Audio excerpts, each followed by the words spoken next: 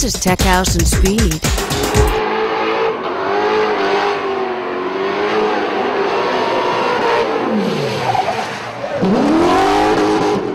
At Irwindale, we finally learned the 2009 Drift King. That's Chris Forsberg, the champion of the Formula Drift season.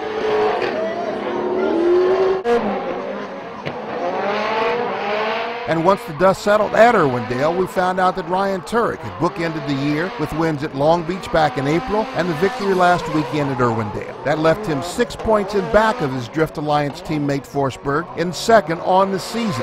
Now, how many ways can you find to make up 6 points in a whole season?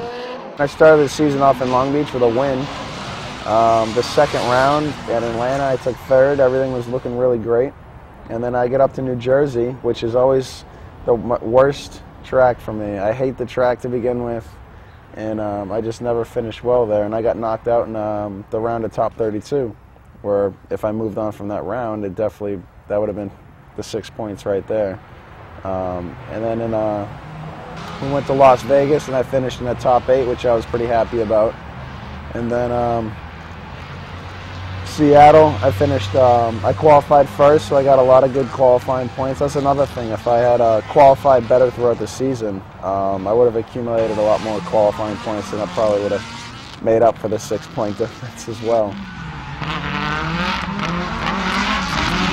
I'm not a good qualifier. I've qualified first once, doing this in 4 years, and actually Irwindale I qualified second, which I was really surprised about.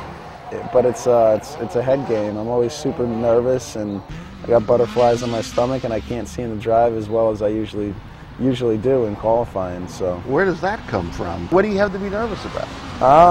Not qualifying is always the ultimate thing that's in the back of my head. Oh crap, if I spin or screw up or straighten up, then I'm not going to get a score and I'm not going to qualify. And I've always been like that. It always takes me a while to get super comfortable where I'm driving my best. And you know, some days are better than others. A little shallow there. Bring your car in on that pivot point. Transitioning through. Some guys listen to music, Forsberg and Von Gittin. They tell me they plug in and get tuned in when they're sitting at the line for the start of a round. Is that what you do too? I don't, and actually this last round, Matt Powers, he's always got a headset on, and I came over to talk to him about whatever, and he threw the headphones on my head and let me jam out to some Quiet Riot, and that definitely set the mood for me for the rest of the day. So. Oh, really? That got you? Did that lead to you winning the event? It was definitely. I think it definitely helped out a lot. It made me feel, you know, I don't know. It got my head in the right place, I guess, and got me a little fired up. Do you have to see the other guy lose, or are you competing against yourself? I think it's a little bit of a cross between both for me. I'm always competing against myself, as in trying to not let the mental factor of everything kind of screw with me and try to focus on being able to drive well. I guess I feel like I'm trying to beat myself more than the other guy. You are still competing against yourself when you're following the other guy?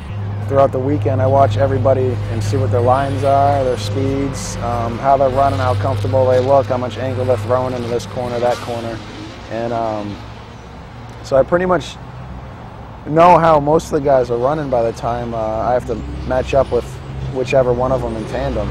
And at that point, I kind of envision what I want to do or what I want to happen in my own head. Obviously, it doesn't always work out like that. But I always have a game plan, and it always makes me feel a lot more comfortable. Even when you're following? It's definitely a lot more reaction, but you know, I kind of just come up with more of a strategy, I guess, when you're following, where you want to be on, how close do you want to be on this guy at what points on the track, and where you want to finish up with him. So it definitely helps. What do you see next April when the bell rings at Long Beach? Yeah, next year is up in the air for me. Would you put your own team together if you had to? I mean, if stuff didn't work out with Gary and I couldn't find anything else, then I'm not going to just sit on the couch all year. So might as well pack up my bags and so there is wipe out my bank account. And then, so there is going to be a Ryan Tuerck at Long Beach. Yeah. Cool. This is Tech House and Speed.